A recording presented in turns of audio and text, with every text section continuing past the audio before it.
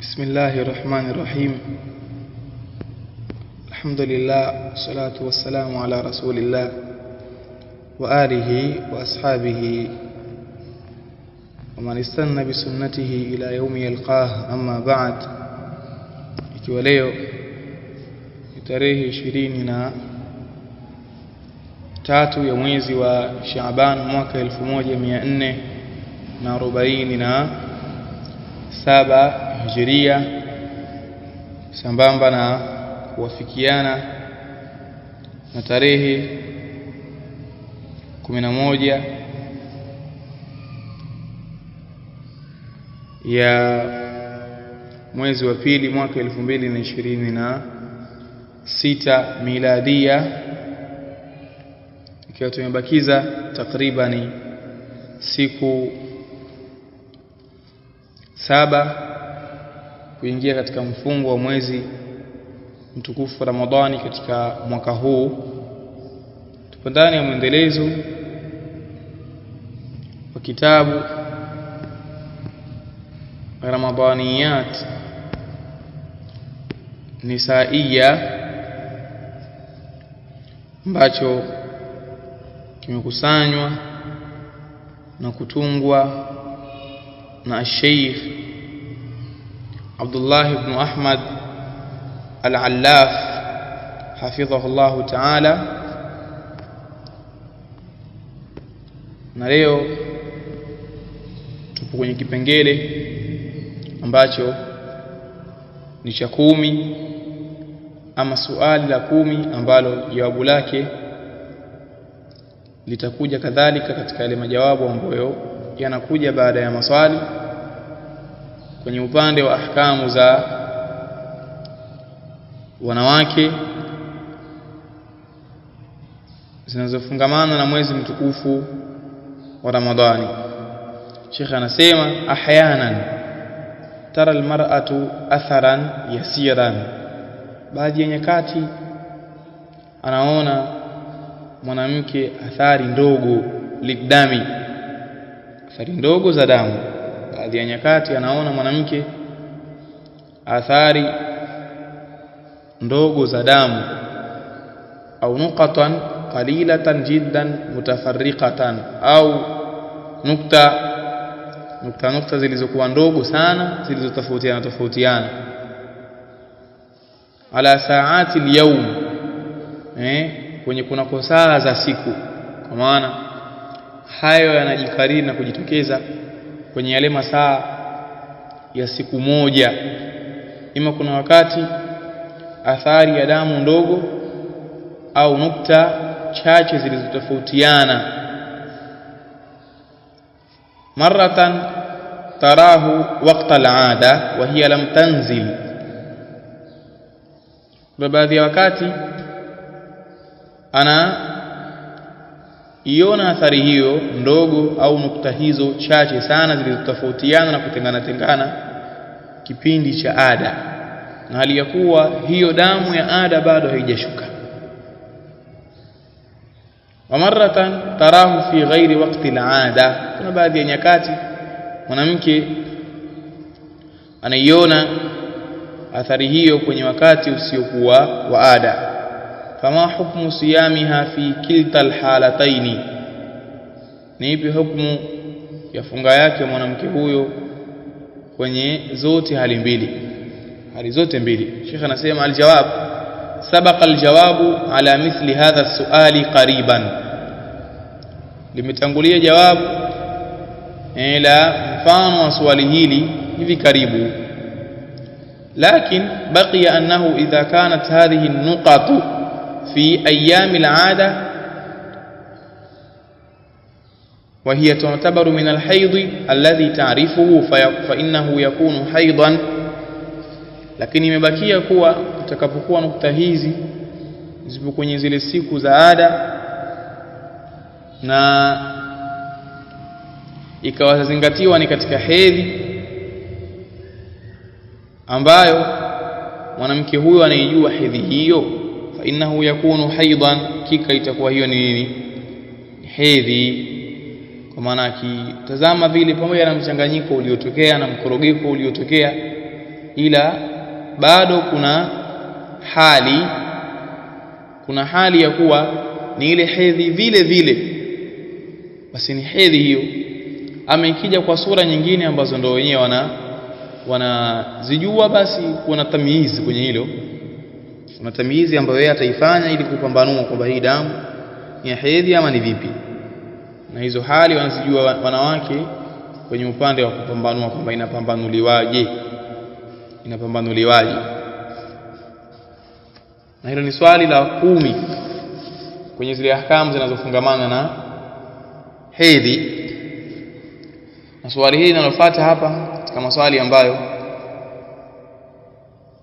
hukumu yake kwa wanawake asilimia kubwa wanaifahamu, nalo ni jambo la kula na kunywa kwa mwanamke mwenye hedhi na nifasi.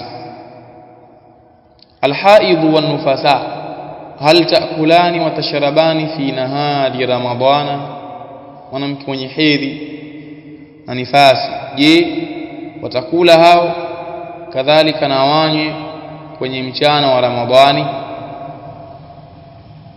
Watakula na wanywe kwenye mchana wa Ramadhani? Aljawabu naam, sema Sheikh, jibu ndio. Takulani wa tashrabani fi nahari Ramadhan, watakula wao wawili hao na watakunywa mchana wa Ramadhani.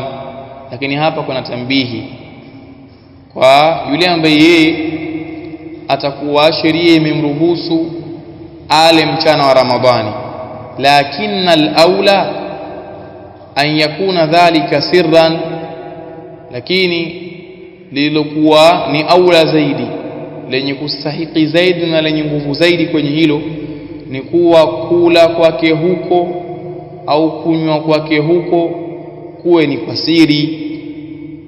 Kusharuhusiwa kula, lakini basi kula kwa siri. Idha kana indaha ahadun min as-sibyani, itakapokuwa kuna kwa mwanamke huyo yoyote au hata mmoja katika watoto, kwa yupo kwake yoyote katika watoto, basi ale, huyu mtoto asione, sababu huenda huyu mtoto ndio anamfundisha na kumzoesha afunge, lakini ikawa hajui mtoto huyu kama kuna dharura akiwa nayo mwanamke inampasa asifunge, kisha unamwambia kwamba funga. Naona mbona wananiambia kitu ambacho yeye mwenyewe akifanya. Anaweza akafikiria hivyo, na watu wazima wao hawatakwenda hivyo. Kuna wengine ambao watakudhania khairi kwamba pengine yule mwanamke bwana yupo katika hedhi, au mwingine pengine ni mzazi, lakini kuna wengine watakuona kwamba wewe si mfungaji, watakudhania vibaya. Kwa ili kuondosha hii dhana mbaya, saddan lidharia, kama umepata dharura, basi kula yapendekezwa ule kwa siri, fil baiti, katika nyumba. Hii ni katika nyumba. Ikiwa ni nje ya nyumba, mimbabi aula kuji siri, ili wale ambao wao hawajafunga, wasije wakaona kwamba huyu mtu ana tabia kujionesha. Pengine mwingine ataona kweli huyu ana dharura, ila ataanza kudhania kwamba basi ndio ujioneshe, tadhani hivyo anajionesha. Na kuna mwingine na yeye ataona kwamba mwanamke si msarabu. Ala kulli, kila mmoja atadhania kwa munasaba wa dhana yake ilivyo kwake huyo mwanamke, lianna dhalika yujibu ishkalan indahum, kwa sababu hilo lawajibisha ishkali, kule kutatizika kwa wao. Hawa watu watatatizika, huyu mtu upoje, huyu mtu vipi, na mengineyo katika ambayo wao watayadhania watu. Swali la 12 ambalo lahitajia tafsiri pia na maelezo ambayo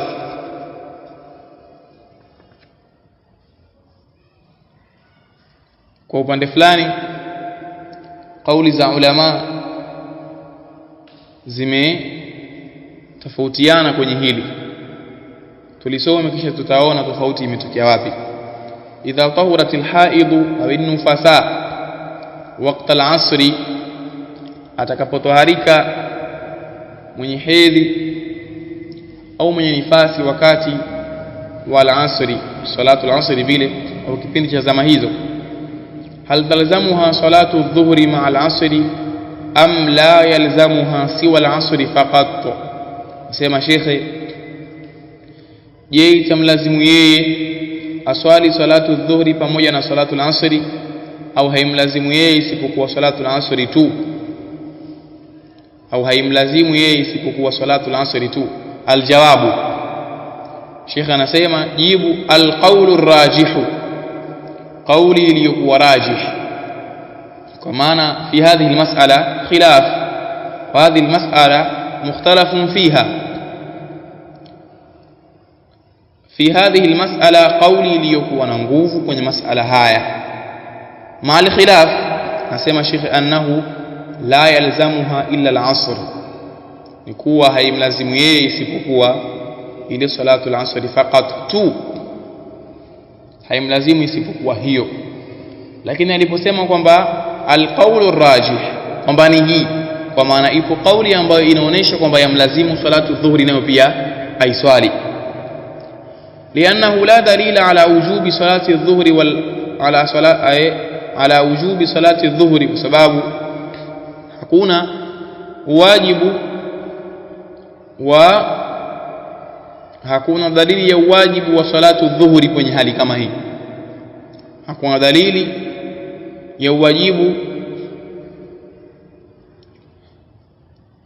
wa salatu dhuhuri kwenye hali kama hii.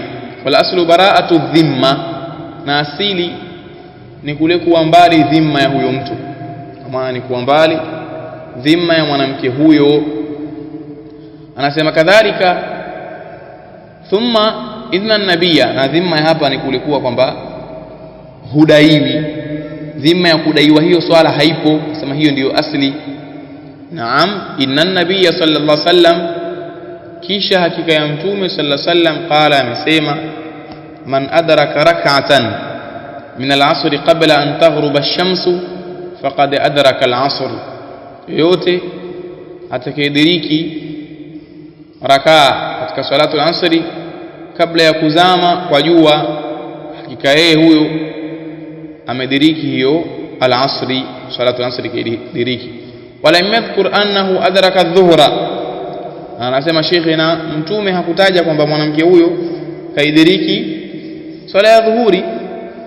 Walau kana adh-dhuhru wajiban, lanau kama kwenye hali hii salatu adh-dhuhri ingelikuwa ni wajibu, la bayanahu an-nabiy sallallahu alaihi wasallam, ingelibainisha mtume. Lakini hili tamko halitafsiri kwa itlaqi, kwamba lau kama ingelikuwa dhuhuri ni wajibu tukaacha hivyo hivyo. Adhuhuri ni wajibu, lakini tutazungumzia hali hii. Lau ingelikuwa kwenye hali hii salatu dhuhuri ni wajibu, la bayanahu an-nabiy sallallahu alaihi wasallam, ingelibainisha mtume sallam wajibu huo. Walianna al-mar'ata law hadat ba'da dukhuli waqti adh-dhuhri, na vile vile pia kwamba hakika mwanamke lau kama atapatwa na hedhi baada ya kuingia wakati wa dhuhuri, lam yalzamha illa qada'u salati adh-dhuhri duna salati al-'asri, ma anna adh-dhuhra tujma'u ila al-'asri wala farqa bainahuma. Nasema shekhe kwamba mwanamke isingelimlazimu yeye isipokuwa kulipa ile salatu adh-dhuhri kinyume na salatu al-asri. Mwanamke lau kama atapatwa na hedhi baada ya kuingia ule wakati wa adhuhuri, hapa isingeli mlazimu kulipa yeye isipokuwa ile salatu dhuhuri duna salati al-asri, kinyume na salatu al-asri. Na hapa kuna kule kupatwa na hedhi na kuna kule kutokuwa na hedhi, kwa maana ile hedhi ikawa imetoka kwako haipo, na kuna kule kuja ndio ikawa ipo.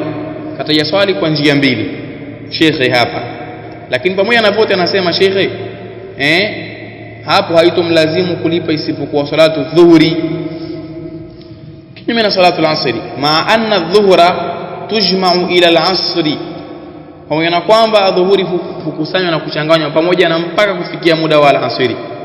Wala farqa bainahuma wa baina surati allati waqa'a su'alu anha, na hakuna tofauti baina wala farqa bainaha, na hakuna tofauti baina ya sura hii namna hii wa baina surati allati waqa'a as-su'alu anha, na baina ile sura na namna ambayo kumetoka swali juu yake kuhusu hali hiyo. Wala hadha yakunu alqawlu arrajihu, na juu ya hili tuendapo na kauli hii na msingi huu inakuwa ile kauli rajih annahu la yalzamuha illa salatu al-asr faqat, kwamba haimlazimu yeye alipe isipokuwa salatu al-asr tu, lidalalati an-nass wal-qiyas alayha, kwa kule kujulisha nas ambao ni ile man adraka rak'atan min al-asr qabla an taghruba ash-shams faqad adraka al-asr, wal qiyas, na qiyasi ambacho kifanya hapa Sheikh aliposema wali anna al-mar'ata law hadat ba'da dukhul al-waqti adh-dhuhri lam yalzamha illa qada'u salati adh-dhuhri duna salati al-'asr ma anna adh-dhuhra tujma'u ila al-'asr wa la farqa bainaha wa baina surati allati waqa'a as-su'alu anha. Hiyo ni qiyasi. Nasema ndio akasema kisha na juu ya twendapo juu ya kauli hii, maana pia kuna maelezo kwenye hilo.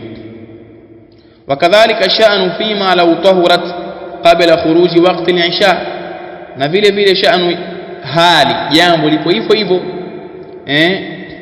kwenye yule mwanamke ambaye au kwenye kile kipindi ambacho mwanamke atatoharika kabla ya kutoka wakati wa al-isha, fa innahu la yalzamuha illa salatu al-isha wala talzamuha salatu al-maghrib.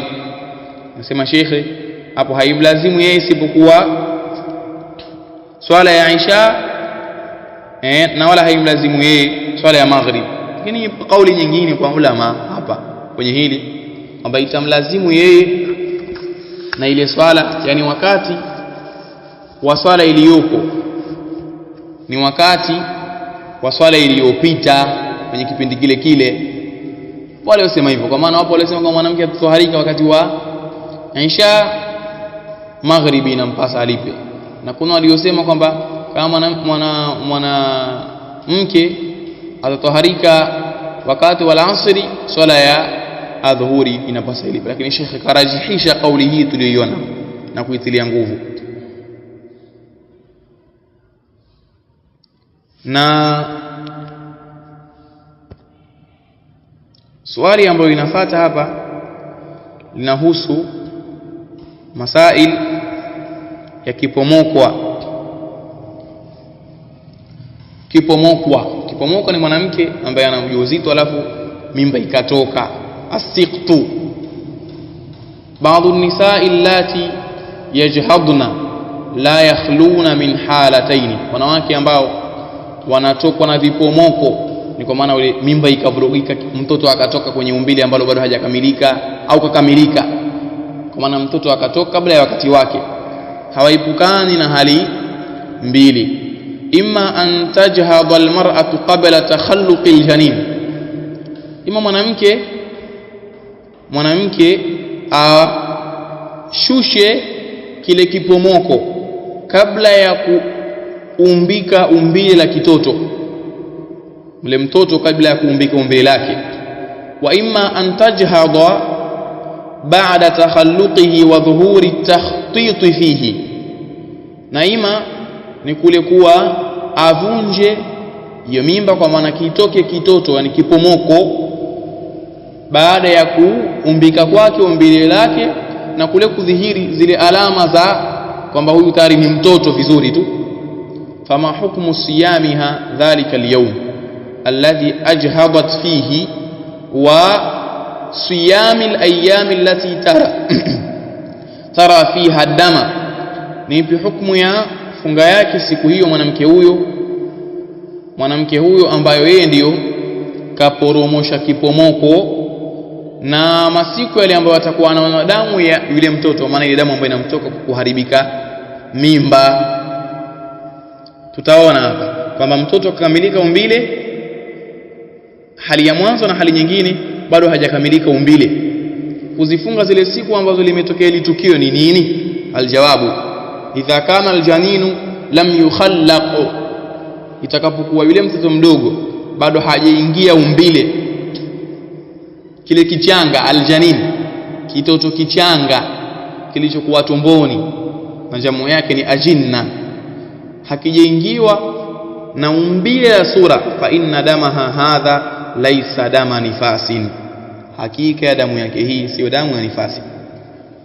Wala hadha fa innaha tasumu wa tusalli, na juu ya, kwa maana tuendapo juu ya kauli hii na kuwa kwake huyo mtoto bado au hicho kitoto tumboni hakija kuwa na hali ya kuumbika na umbile la mtoto kamili, basi atakuwa yeye anafunga na anaswali na funga yake ni sahihi.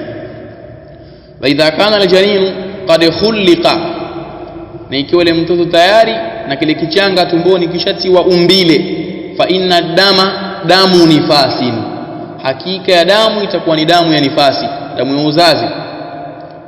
La yahillu laha an tusalli fihi wala an tasuma, si halali kwake aswali kwenye hali hiyo wala afunge, sio halali kwake aswali kwenye hali hiyo wala afunge.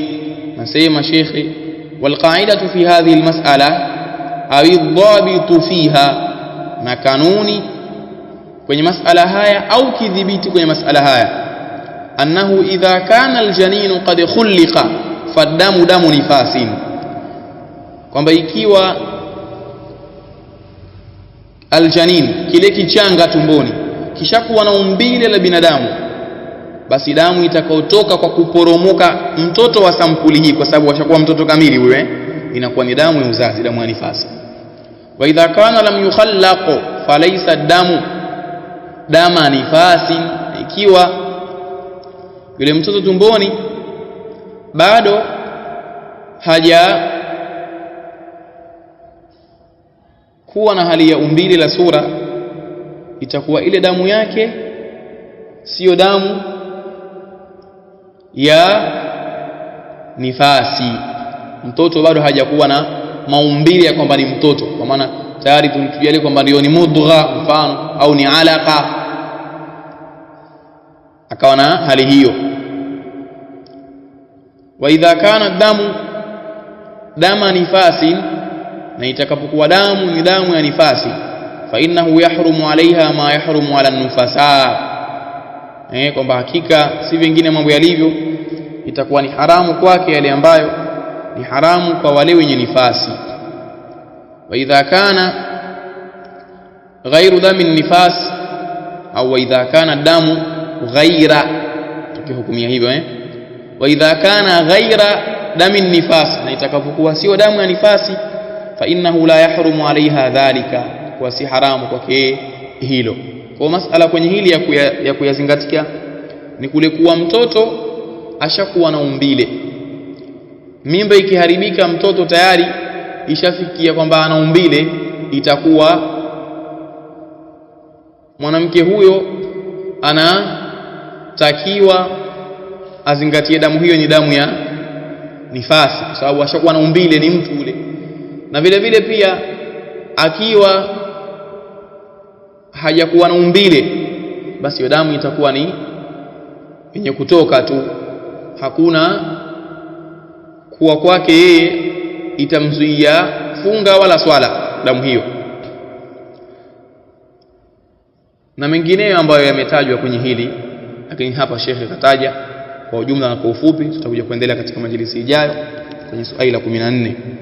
Subhanakallahumma bihamdika wa nashhadu an la ilaha illa anta wa nastaghfiruka wa natubu ilayka. Allahu a'la wa a'lam. wa barakallahu fikunna wa jazakumullahu khairan.